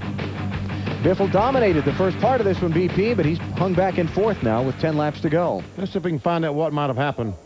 Greg Biffle, Benny Parsons over at TNT. You read me? Yeah, I got you, Benny. All right, give us a lowdown. How's the car? It's really loose. I don't know what happened to this set of tires, but didn't make much change to them at all, and just really it's pretty good in, but I just can't get a run up off the corner. I try and duck my nose under the 98. It just wheel spin and can't get up off. So it looks like we're just going to try and ride out fourth place here and look for somebody to make a mistake and hopefully keep the 57 and 10 behind us. Yeah, I was going to say the 57 looked like he had a pretty good run as you came down to take the caution flag. Yeah, he definitely did. He's just getting a lot better grip up off the corner. I don't know what happened to our car. We didn't really change anything, just put 4 tires on it, and not quite as good as it was earlier. Well, good luck to you. Thank you. Turning point in the race for Greg Biffle was a couple of spots. First at lap 79 when he came by the opening of pit road. They thought the pit road was closed and went past it. When Kevin Harvick pitted and took 4. Then when Biffle pitted along with Harvick and some other front runners at lap 108, Harvick was able to just get 2 tires because he'd already been in once. He got out ahead of Biffle. Greg hadn't been able to pass him since. Harvick then marched through the field into the lead where he sits under the red flag with 10 laps to go. We're waiting for the restart at Indianapolis Raceway Park.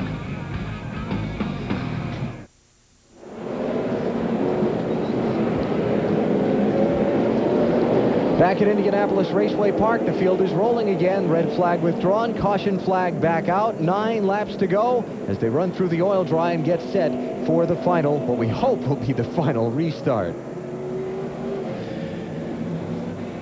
Let's check out TNT's original movie, James Dean. His talent made him a star. His death would make him a legend. James Dean, coming to TNT.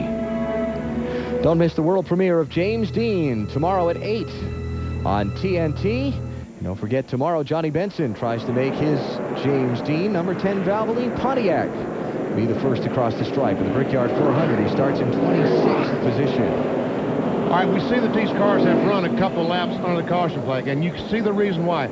All that oil dry that's on the front stretch, these cars, when they nail the accelerator and try to get a restart, they're going to spin the rear tires if this stuff isn't blown off. So NASCAR's going to run a couple laps and blow that, try to get that oil dry off the racetrack. Dust storm out in the middle of somewhere between Las Vegas and Los Angeles. But it could add some excitement to the restart because of that fact. You know, that's the part where they do accelerate to get the green flag. If one guy, Kevin Harvick, spins the wheels, the whole field could go by. Now, his job as the driver that he's run through all that oil dry with those hot, sticky tires is what? Turn the wheel left, turn the wheel right, turn the wheel left, turn the wheel right. Scrub those tires on the backstretch. Clean all the debris off of there. Clean all the built-up rubber that they're picking up under the caution off to make sure that those tires are clean. So when he does mash the accelerator for the restart, those tires can get on the racetrack and get a lot of grip. All right, looks like the front stretch is getting pretty clean.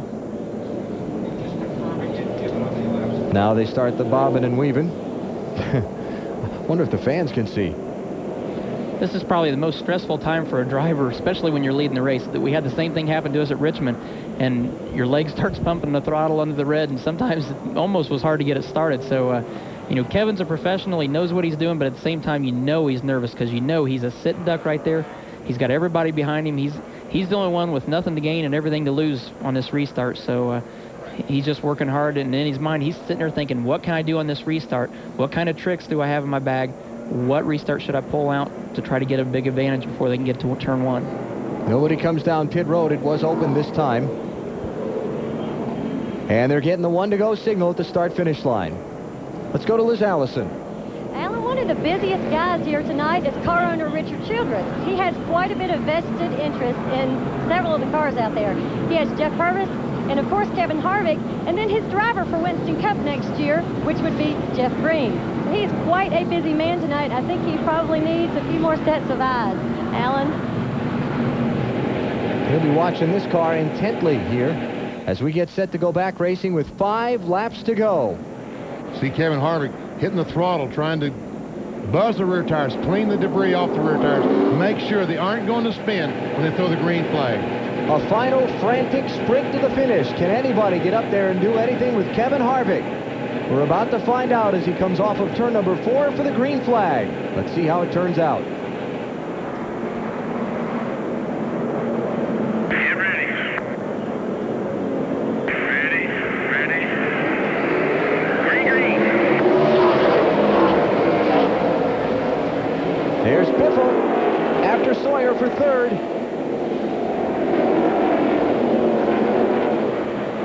Did not get the run that he hoped for. Talking about Greg Biffle in the 60 car. That time he did. He's trying to put that car, no, he couldn't make it. Did not get by. Or did he? He's got it. Who can see in all that stuff? Biffle to third.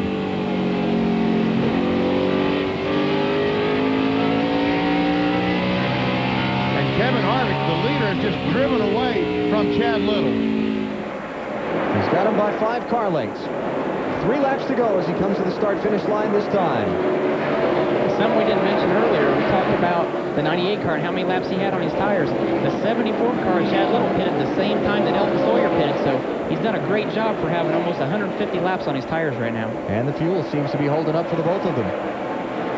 That's the Purdue Boilermakers paint scheme on the 98 car, sponsored by Starter. Here it comes. 8th place this is. Kenny Wallace, the 48 car. He has those fresh tires. He stopped and changed. He's on the bottom, trying to take advantage of them. That's Jamie McMurray he's trying to pass. Rich Bickle just ahead in the 59. And here comes Biffle on the outside. Is there going to be room off 4? No. Now he dives to the inside. White flag is up. Final lap here at Indianapolis Raceway Park. Biffle drives it into 1. A bold move to get second. Oh, and Biffle almost loses it on the last lap.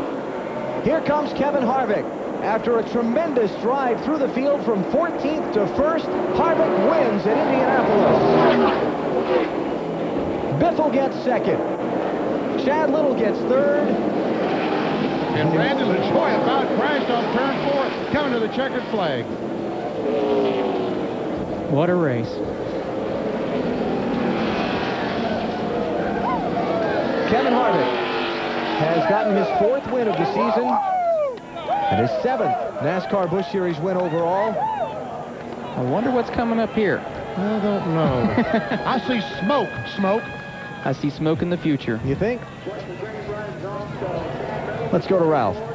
We're with Todd Berrier, the crew chief for Kevin Harvick. Todd, that strategy you played out with your pit stop worked out pretty good. Was that something you had planned out earlier tonight? Well, yeah, actually, Ralph, we practiced 2 tires, during the day today and stuff, and we knew the car was really a little bit better on that. We were just going to play it out towards the end when we needed the track position to do it. But I'll tell you what, this AC Delco Monte Carlo was on it all night, and Kevin, he amazes me week in and week out. I tell you, you can't say enough about him. What's the one thing that surprises you the most about him? God, he don't never give up, man. He just hustles that thing. I mean, we're at IRP. He's running the bottom. That ain't something we normally do, but he's been telling me for 2 weeks that's how we were going to do it. So he has a plan, and he stuck to it all night, and I tell you, he done good. He done good for the whole company. I guess that's about 4 in a row for RCR. Every week we won something here for about a month. So Richard's going to get behind on bonuses. Like I said, I see smoke in our future. And a motor builder's nightmare. Fans thought they couldn't see the front stretch through the cloud of oil dry a minute ago. He puts on a good show.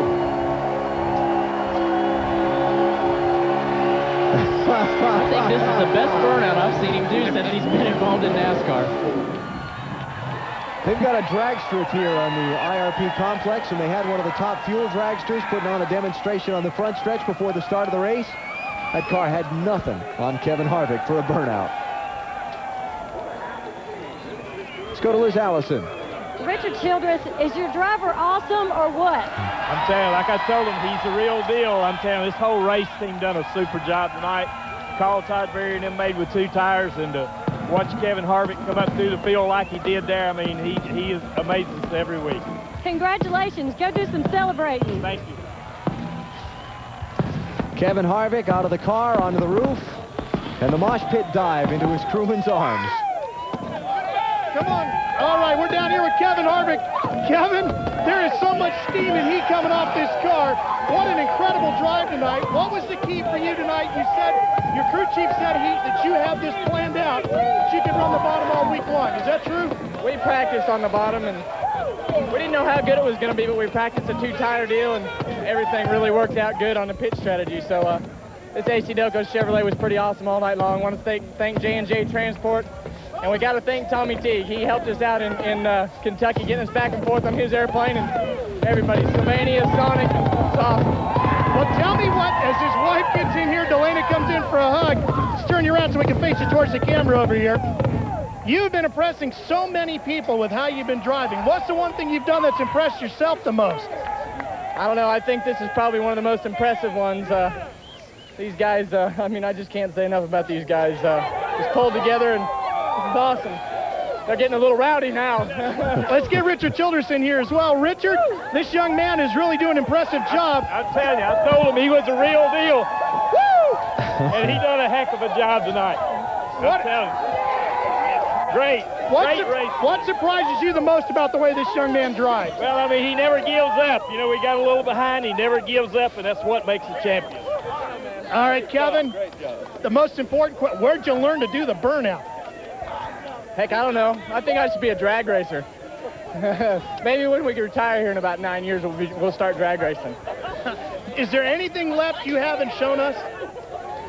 Well, I don't know. I mean, these guys are awesome. I mean, from the Goodrich team to AC Delco team, everybody at Richard Childress Racing is, this whole year is just something that I'd have never dreamed, and it just keeps getting better. So just going to keep going at it and keep racing hard. You know, you're getting a lot of practice at this victory lane thing. When we get all done down here, could you give me a hint on how to get all this stuff off of me? I am absolutely soaked. Clint Jarrett. Well, thanks, Ralph. I'm glad it's you this week instead of me. And as the guy standing here wishes it were here himself in victory lane instead of Kevin Harvick. He had a great race car, but just went away after that pit stop a little, Greg. Yeah, it did. You know, and that's been happening to us all year. The Granger Ford's been real good at the beginning of the race. And our first stop, we didn't even change anything, put 4 Goodyears on it. And it was a little bit, it wouldn't turn as good, and it wouldn't get as good a grip up off the corner. But the longer we run, the better it got. And I was just hoping the race would stretch out a little, and a couple more cautions I could get up and race with Kevin. But great job for the AC Delco team. And my hat's off to Chad Little. What a great run for him tonight. You know, he was really running good. Well, you were running well, too. You guys put on a great show coming up through the pack there. You had to do a lot of hard driving. You were really up on top of the wheel the last 15, 20 laps. Yeah, and Kevin got a lot better brakes than I did there at a few spots. I really got bound up behind the 14 and a few others. But, hey, them guys are racing hard for positions, too, so all the power to them. But, you know, it was just who got the good brakes tonight. Okay, congratulations, Greg, on a good run. He finishes second, Alan.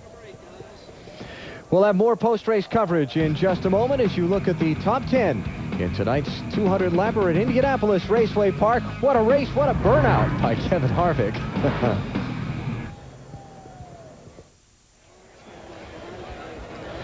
Celebration continues at Indianapolis Raceway Park for Kevin Harvick and the Richard Childress Racing team after picking up win number 4 of the 2001 NASCAR Busch Series season.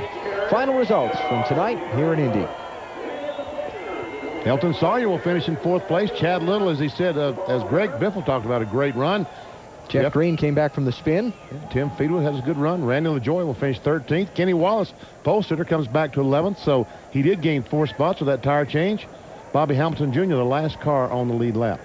Jeff Purvis got involved in that late crash with about, 12, 14 laps to go. Wound up finishing down in the field. after running third for most of the first half of this race. Tell you I'm impressive is Brian Tyler finished in 26th, only 2 laps down. First time in a Busch Grand National car after running with USAC for so long. Did a great job tonight. Let's go to Liz Allison. I am with a very happy Chad Little tonight, who started 23rd and finished 3rd. What a great run. Really happy. We spent a long year. It's been a tough year so far, so certainly want to thank Staff America and all their employees and Base Motorsports for giving me this chance. And, I feel like my feet are getting back on the ground, and we've had some good runs lately. We just haven't had the finishes to show it, so this will be a little momentum builder, and really excited. I wish I had a little bit left at the end there, because I was just kind of hanging on. We pitted early and for track position, and it worked out, but I just didn't have any tires left there at the end, and so that's all we had. Maybe next week. Glenn? Okay, thanks, Liz. I'm standing by with Jason Keller, who comes home 5th. Another good, solid run, but hard to catch that points leader doing this, isn't it? Man, these guys act together right now, but real proud of the Albertsons Ford. We started 5th, finished 5th, and that doesn't really sound really good, but we fell way back, and it wasn't because the guys have a bad pit stop. We really made some changes, some big changes on the car, and man, we battled our way back up there and fought real hard, but this is bullring racing, and track position was everything, but we did what we could do, and that's all we could do. But like I say hi to Deb and the kids back home. I know they're watching. Just talked to them on the phone, and she was screaming, yelling, so it's a pretty good day for us. Okay, congratulations to Jason Keller. Back upstairs to Alan Bester. Thought Chad was going to pop into the back of Jason's interview and say, wait a minute, I wasn't done. We'll come back to Indianapolis in a minute on TNT.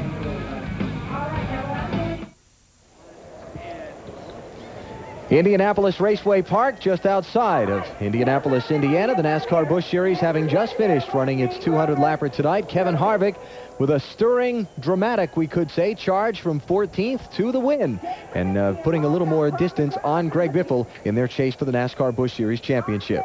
What was it? You would have thought that was the first race that Kevin Harvick had ever won. I have never seen so much excitement for a team that's won, 4 in a row they talked about between Purvis and Harvick. I mean, they were genuinely excited down there. But I think it shows how excited they were. They know how hard it is to win at Raceway Park, and it is hard to pass here. Even though there's 3 different grooves here, it is very difficult to pass. To win the way he did and to come from the back, that's an impressive win, and those are the ones that mean the most to you.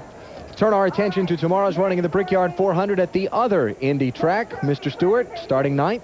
What do you think? Really excited. I think our Home Depot Pontiac's a very fast race car right now. I hope all the Cup guys are watching right now, because I'm coming after you tomorrow. Oh. He's after you tomorrow. You heard it here first. We'll take a commercial break here. We'll come back and wrap things up from Indianapolis Raceway Park in just a minute. You're watching NASCAR on TNT. Wow, bold words, Stewart. This copyrighted telecast may not be reproduced, retransmitted, or used in any form without the authorized written consent of NASCAR Broadcasting. NASCAR would like to thank all of our loyal fans for your continued support, and we hope you enjoyed today's broadcast. NASCAR Busch Series racing from Indianapolis on TNT has been brought to you by Midas. Whether it's exhaust, brakes, or just an oil change, when it comes to total car care, Midas, we do that. By Wendy's. Race through Wendy's late night pickup window, where you can eat great even late. And by CarQuest Auto Parts. You'll find it at CarQuest. Championship standings now with 11 races to go in the NASCAR Busch Series season. Happy Harvick adding another 10 points to his lead over Greg Biffle tonight. And Jason Keller back in 3rd. Jeff Green 4th. Elton Sawyer in that 5th position. NASCAR Busch Series for the weekend off next weekend. They pick up at the Michigan Speedway 2 weeks from today. And so the celebration continues for Kevin Harvick and the Richard Childress Racing Team. You want to talk about a group that's on fire. They have had it all going their way so far. They're going to be hard to catch for Greg Biffle and the Roush Bunch, but you know they won't give up. NASCAR racing continues tomorrow on NBC with the 8th running of the Brickyard 400. Jimmy Spencer and Bill Elliott will share the front row for that one. Coverage begins at 2 Eastern Time tomorrow afternoon on NBC. Coming up next on TNT, Steven Seagal is back with a vengeance. Don't miss Hard to Kill next. We told you the sparks would fly tonight. Didn't disappoint. We had a whole pile of caution flags, 8 of them for a quarter of the race's distance. Kevin Harvick with a stirring rally through the field from 14th to victory. Even had to survive a red flag inside the final 10 laps, but he did it, and he pulled away to score his 4th win of the 2001 NASCAR Busch Series season.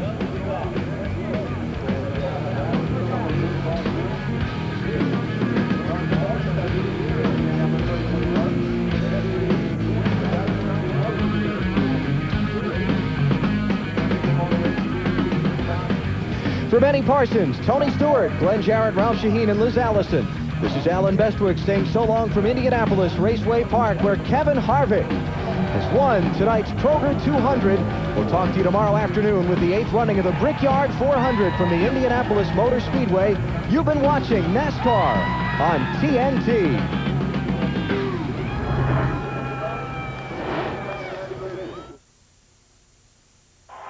This has been a presentation of TNT Sports.